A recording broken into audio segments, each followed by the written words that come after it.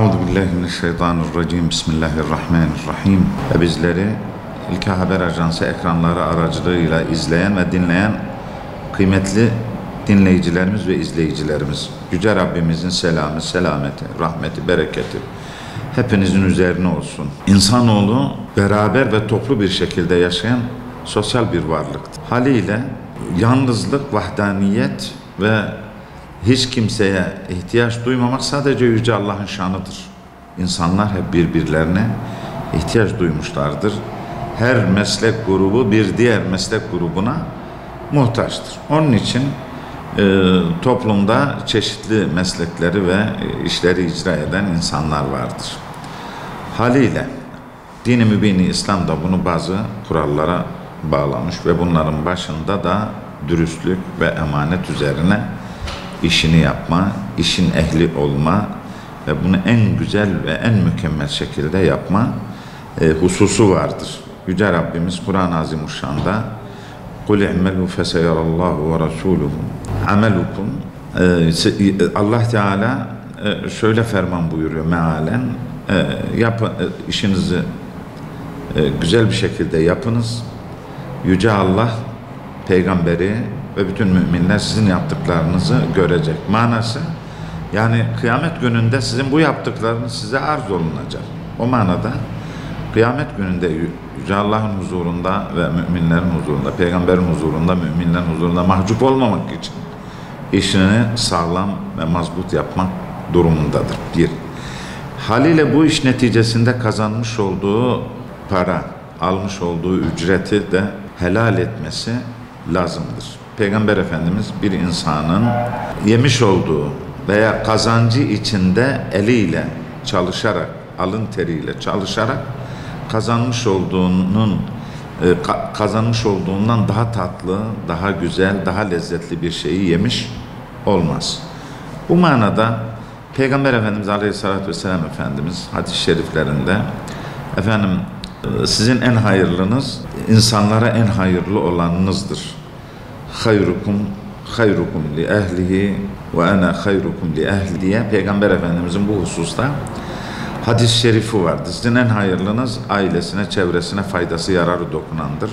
Aileme, eşlerime, hanımlarıma da ben sizden daha faydalı ve yararlıyımdır. Çünkü bir insanın ailesi için, çoluk çocuğu için, hanımları için sayu gayreti, çalışması Allah yolunda cihad mesabesinde ve ibadet mesabesinde sevap kazanmaktadır.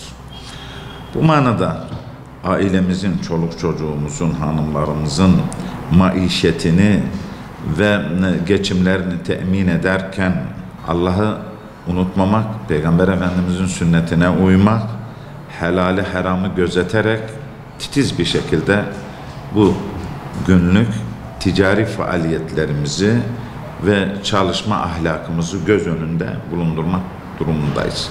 Ashab-ı güzin efendilerimiz sabahleyin işe giderken muhterem eşleri yakalarından tutar, ey Eba Fulan, ey falancanın babası, bize getireceğin ekmek, kazanacağın kısmeti Allah'tan korkarak helalden kazan.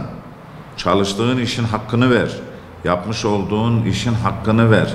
Ve ekmeğimizi helalden kazan. Zira biz dünyada 3 günlük dünya açlığına dayanırız. Ama ahiretin ebedi azabına ve cehennem ateşine dayanmamız mümkün değildir.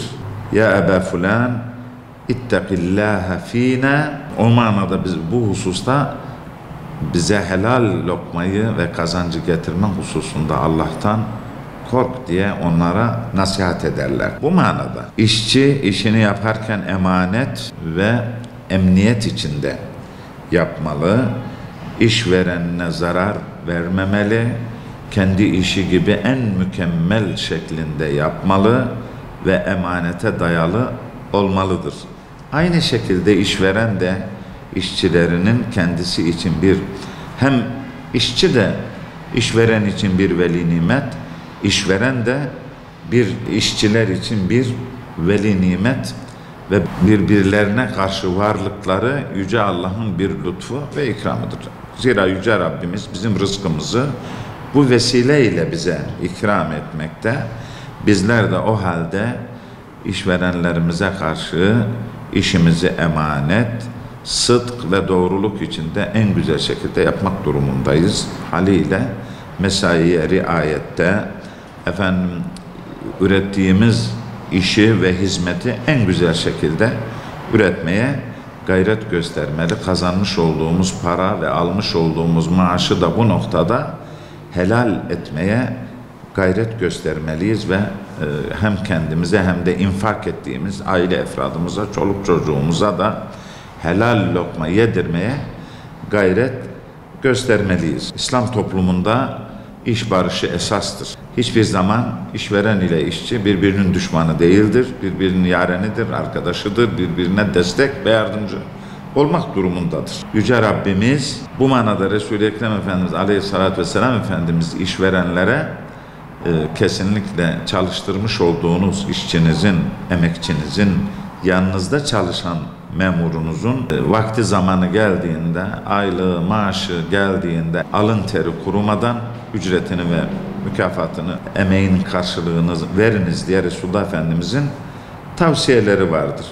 Ve Allah Teala müminlerden ne yaparlarsa, hangi işi yaparlarsa en güzel şekilde yapmayı bize emretmiş ve bunu bizden istemiştir. Değerli kardeşlerim, hem ticaret erbabı olsun, hem işveren olsun, hem iş ve hizmet üreten işçi kesimi olsun. Kesinlikle bu grupların bütün hareketleri, davranışları kesinlikle adalet üzerine, sıdk üzerine ve dürüstlük üzerine bina edilmelidir.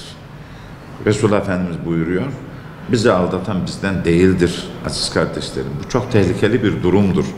Mümin dürüsttür, hiçbir zaman aldatan değildir.